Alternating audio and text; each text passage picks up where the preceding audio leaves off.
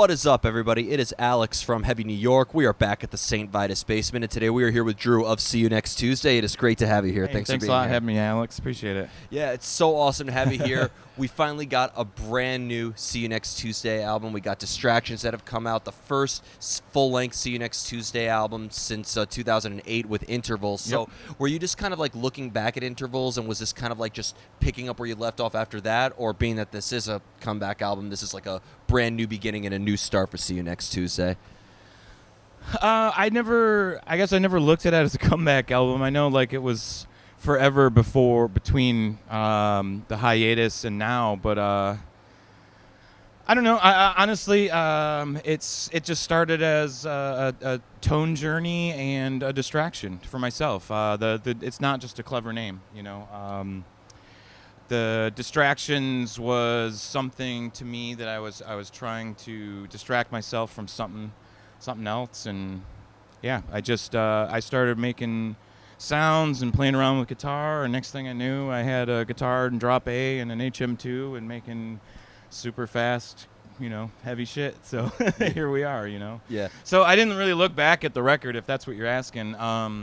No, it's just one of those things where it was just felt like it was time to start making heavy music again. Yeah, of course. And, we all change a lot. I'm, in 2008, I think it was like October of 2008 when Intervals came out. I was just entering high school when the last album came out. Not me, I'm 40. So. Well, rock and roll keeps us all young, right? Hell yeah, man. Yeah. Appreciate it. But, we're all very different people between 2008 and now. So, like, were you at all, being the return to See You Next Tuesday, did you almost kind of have to maybe put yourself back into a little bit of the mindset you were back in 2008, or were you really approaching this See You Next Tuesday album from the version of Drew that we see today? For Distractions, I mean, like, when Intervals came out, I was unemployed. Like, See You Next Tuesday was my job. You know what I mean? The four of us were either touring nonstop. In between tours, we were trying to write songs. Like, we barely had times to even sit at home with our families. Fast forward to 2020 and 2021. I spent about a year and a half writing this record overall, and I did it while life was going on. I'm a full-time mailman. I have a wife. I got 2 kids. I got 3 dogs. Like, I didn't just wake up in the morning and go to the garage that and practice with the dudes every single day. It wasn't that type of thing. So this was more like I wrote on my time. Anytime like something came up where I was like, I need to escape. I need to get out of whatever it is. That's why the Distraction came in. I went into my studio and started writing riffs and stuff. So it wasn't. Yeah. I guess, does that answer the question? Perfectly. Okay. In order to get that inspiration, whether it would have been for Parasite or Intervals or now with Distractions, did the inspiration always strike out of the blue for you? Like, did you just strike you when you least expected it, or was inspiration or songwriting ideas something that's sort of like something that you sought out? Like, did you ever enter the songwriting process of like a preconceived vision? So when I first started writing this record, the first song I wrote was "What a Funny Girl You Used to Be," which is the opening like actual track, or the opening song, I should say, because the opening track is just like an intro thing. But finishing that song, like I said, I kind of started as like a tone journey, just again as an escape type of thing. And by tone journey, I mean for people that don't play guitar, I'm a nerd and I wanted to record stuff, and like I experimented with different distortions, drum tones, bass tones, stuff like that, and then like a song kind of came to fruition. But it wasn't really until I wrote 3 full songs that I realized that I was writing a record. You know what I mean? It wasn't until then that I showed it to the other guys and was like, "Hey guys, I really think something's happening over here." You know what I mean? So as far as stuff kind of coming out, it wasn't until after that I realized, I am writing a record, and so then I started to kind of focus on it more. And I guess at that time I was done with like the guitar tones and stuff like that. That was always a really important part of the record too, because I produced it and recorded it, mixed it myself. Aside from the mastering, which was done by Josh Schroeder, all the production elements were me. So it was like once I got over the hurdle of like, okay, I like my guitar tone, I like my bass tone, I have drum samples that I made and worked with and stuff. From there, then it became like kind of a ritual, like I had like these nights of the week that I would dedicate to that. But also, I mentioned earlier, I'm a mailman, so I walk 8 miles a day for work, and I wear earbuds all day long. So like I listen to music constantly, and I would like save favorite songs, or I'd hear a cool part, or I'd hear something cool or interesting that somebody did. A lot of my inspiration, weirdly enough, comes from transitions. Like I always like hyper focus, because a lot of our music is really just like a transition into a transition into a transition. That's how like I can pull off like putting 15 riffs in one song. I tried to do a little bit less of that, so it's a little more digestible, I guess you could say. Hence 2-minute songs instead of like a minute and 10-second songs. But yeah, it just, it kind of just everything kind of just comes at me. Like I have dedicated time, and like some stuff like I worked on really hard, and some stuff just like happened, like I would have certain ideas, like I wanted a part that was like triplet blasting or something like that, blasting over triplets, or like I experimented with a really cool chord. I was experimenting with a lot of like 30s swing jazz types of chords. Was a big thing in the record, and sometimes I'd find this weird chord structure, and I would play around, you moving certain notes of that. So it's just like, I think every song kind of had its own journey, if that makes sense. Is every song maybe like a reflection of a particular emotion that you were feeling, or has See You Next Tuesday kind of always been like a means of escape in a way, like where you don't really want to bring too much of your own personal life into it? Well, I don't write any of the lyrics myself. Fox is the lyricist. He's always done the vocals.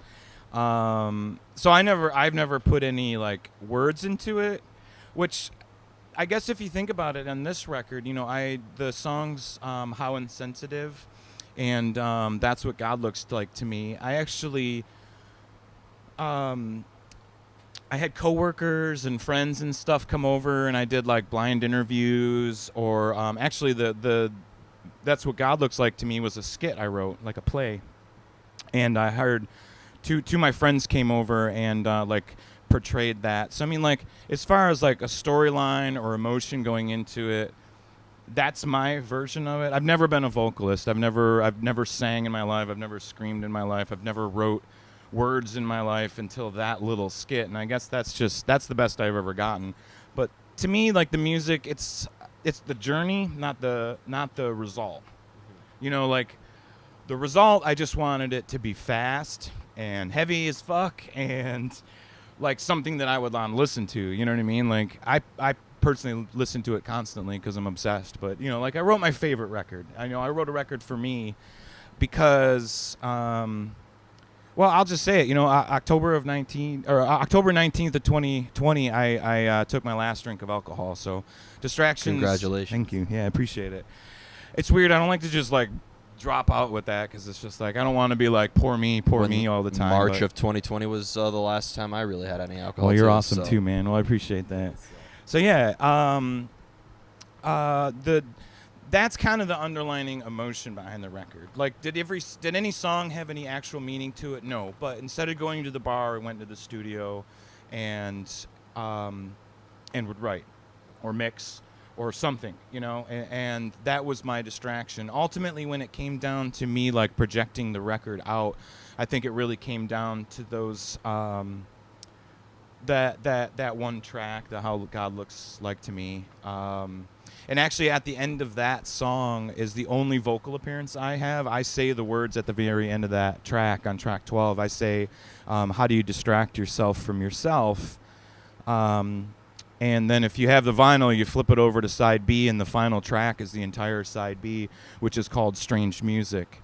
So to me, that was me answering myself. That was like my reminder to myself, like I'm doing this.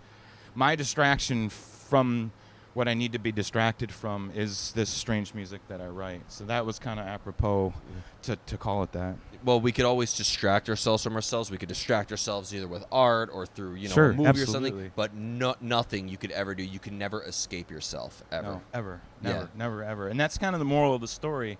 In that little skit, there's these two people that are talking, and one has a self-realization that they're actually talking to their own demon. Demon was a nickname that my wife and I called alcoholism, which I didn't want to just come out and say alcoholism, because everybody has their own demons, like obviously you share the same thing as with me with alcohol, but there's people out there that have addictions to pills, addiction to not eating, addiction to shopping, whatever addiction that you have. Like if you find yourself in a position where you need to get rid of that, like you said, you can't escape it. You're only going to escape it with something else. Like I can one thrill for another. Yeah, exactly. Like I can stop doing coke by doing heroin. Like that's not a distraction. Yeah. Right? But like, okay, I'm going to stop drinking. I'm going to go, run. Or for example, like my wife got into stained glass. 2 years later, I love that stuff. Yeah, she makes like stained glass cacti and like desert plants and stuff. Like we all had to find a healthy distraction. A distraction that that made this thing do something else. You know what I mean? Because if you just sit and play on your phone, you're not gonna. That's not gonna stop you from making a bad decision. You have internet access on your phone. It's a portal of toxicity. Dude, it is. It really is. But what I want to know is because in the end you do have to confront yourself when writing the music, whether you're writing the lyrics or the riffs to express yourself or something like that. So, is there like a specific art to confronting your own demons in a way, or could that almost maybe make the songwriting process just as deteriorating as it could be cathartic? The only deteriorating part about art for me is sometimes I get so what's the word I'm looking for? Like engulfed by it. Does that make sense? There'd definitely be times where, like, especially towards the last few months of writing the record, because we set a date finally. Like we're like 4 months out, and I'm like, I didn't have enough done, but I was like, I knew I could write this record forever if I don't say that there's like a deadline. So like we all talked about it, and we're like, okay, June 1st is the end of the road here. So like crunch time started. I think during that was the only time that I felt any negativity, just on the fact that like I spent all my free time. It became like less. I didn't have the family balance I did in the beginning of it, But again, that was a short time, and actually, it's probably even worse now that the record's out because I'm obsessed. But well, I do also need to talk this, not to take away from this amazing new Distractions record. Right, yeah. But next year, there's going to be a lot to celebrate for See You Next Tuesday, because it's going to mark 20 years of the band since since we first heard the debut EP, even in a way. Yeah. So kind of like two questions in one. What was the sort of memory that you have with the making of that debut EP, and can we maybe be expecting to see like a big celebration for 20 years of the band next year? Well, one really funny story. So, if do you know Josh Schroeder that mastered the record? Yeah, of course. Yeah, he did Lorna Shore and In Hard seen Sweet. his name on like half of the metalcore albums. Yeah, exactly. And so he grew up in the same town as me. He's originally from Canada, and he came here to the States, and the woman he married grew up here in Bay City. Sarah and I went to the same high school together. She lived like 6 blocks away from my parents' house growing up. Her parents' house was like in the same neighborhood. So I've known Josh like my whole life. And weirdly enough, the first EP you talked about, the Twat EP, This Was a Tragedy, we recorded that in the basement of his in-laws' house in Bay City, Michigan, back in 2004. Wow. Like I'm talking like northern Michigan home, like shag carpet, which was actually amazing for like sound dampening and stuff of that nature. But yeah, so that very first EP was recorded to him, and then literally when Distractions was getting to, coming to fruition, like I said, we kind of set that date, and I'd reached out to Josh and was like, hey man, I wrote a record. And he's like, he's freaking out because I didn't really told a lot of people. Really just the band and my wife knew at that point, and the label. We've been talking to Rick and Carl from Good Fight for pretty much the whole time. Like, that was always just something. They're ferret dudes, so we just kind of, that was always in the plan kind of thing. But yeah, I reached out to him and was like, hey, man, I wrote this record, and I would like you to master it. And his words were literally like, I don't care if Good Fight gives me $50, I'm mastering it. Oh, that's amazing. It was just like, and it was so cool because I literally just drove to his house. He lives 25 minutes away from me. Just drove to his house, dropped off the thumb drive, sat there for a little bit. Fly from all over the world to work with him. Exactly, yeah. So you have it easy in that regard. And you mentioned Michigan, too, because I feel like Michigan too has its own little, whether See You Next Tuesday is called hardcore or mathcore or grind, whatever. But like, Michigan, the whole state. I mean, it's the home of Walls of Jericho, which is a fantastic. Black Dahlia Murder. Yep, Black Dahlia Murder. And now Cloud Rat as well is a huge band. So like, has there always been maybe kind of like a scene that See You Next Tuesday was sort of like affiliated with? Oh, that's like a big no right there. Weirdly enough, it was super funny because we were having this. Our bass player Rick and I were having this conversation today. Because we were kind of reminiscing about our last Detroit show. We played the Sanctuary in Detroit, and it was sold out. And that we were kind of just talking about that being like one of the best shows we played since we got back to playing shows recently. We've only played like 10 shows total since the announcement of the record and stuff like that. And it was really, really, really, really, really cool to see a good reaction. Because honestly, in the Tri-Cities where I live, Bay City, it's north of Flint area, very hardcore town. King 810. King 810. Growing up, there were two bigger bands from our area, Fight It Out, which was a very notable like hardcore band. Big with like the X Tyrant X bands, like a lot of those Detroit hardcore bands and stuff. During the 2000s, when we were kind of up and coming, we were this like kind of wacky, hard like grindy stuff, and honestly Michigan didn't take to it.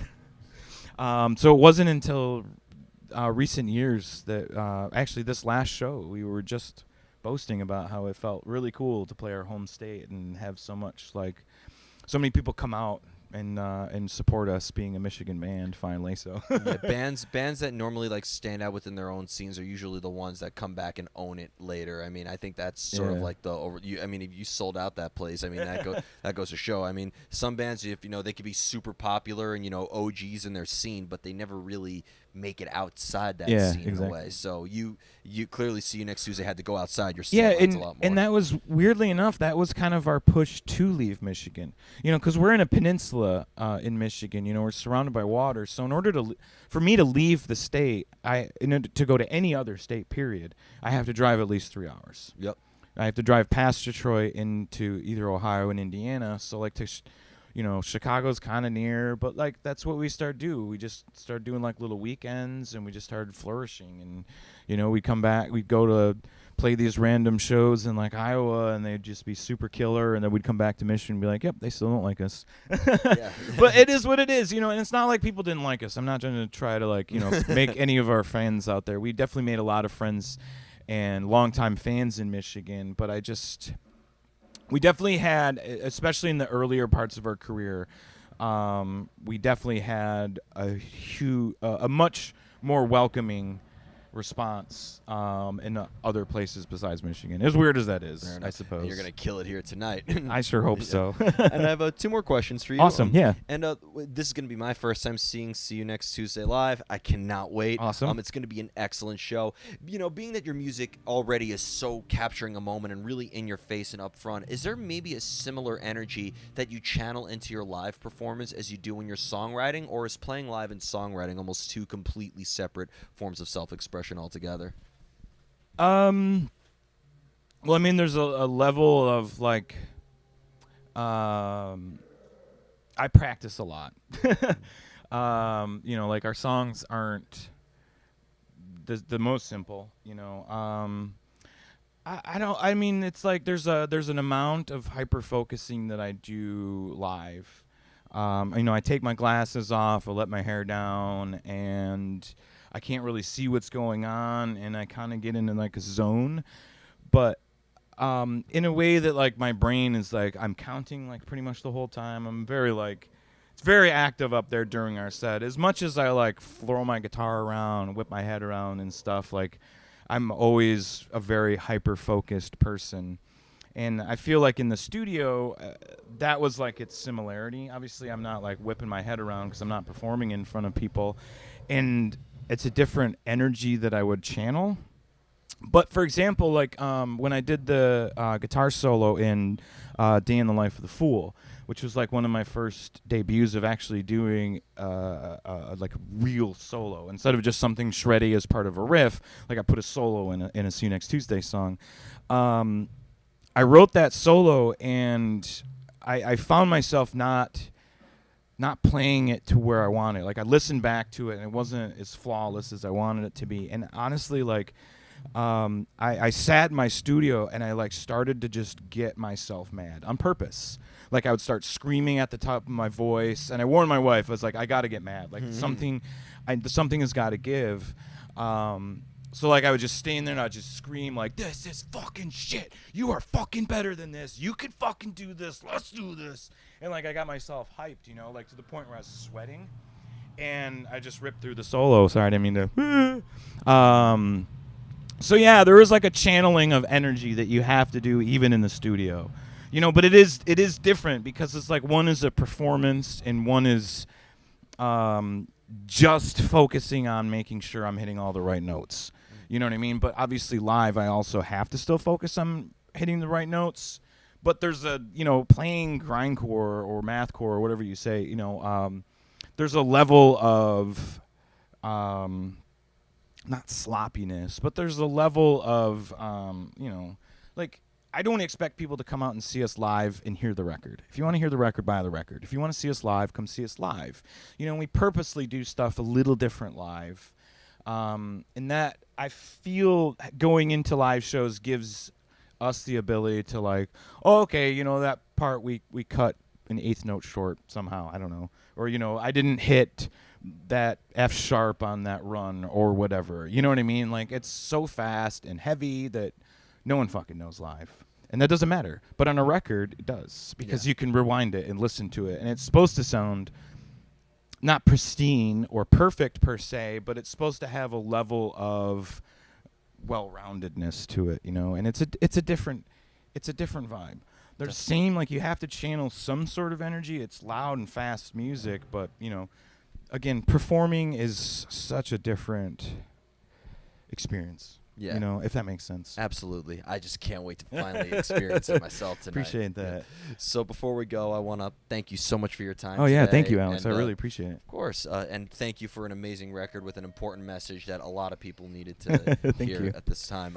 Is there just anything else with See You Next Tuesday that you would like to promote in terms of other tours or anything else you would like to plug? This will be uploaded by midnight, so if you have super. If you have a tour that hasn't been announced yet, don't plug it here. Okay. Not really a lot. We're working on a lot of stuff.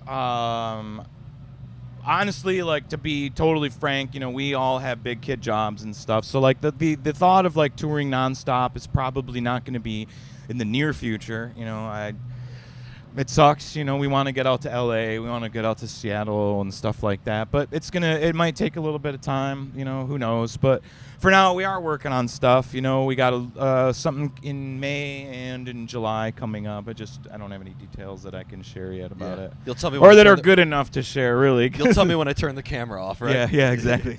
But thank you so much, everybody. See you next Tuesday. Distractions. It is out now. Pick that up. We will see you next time on Heavy New York. Thanks a lot. Bye.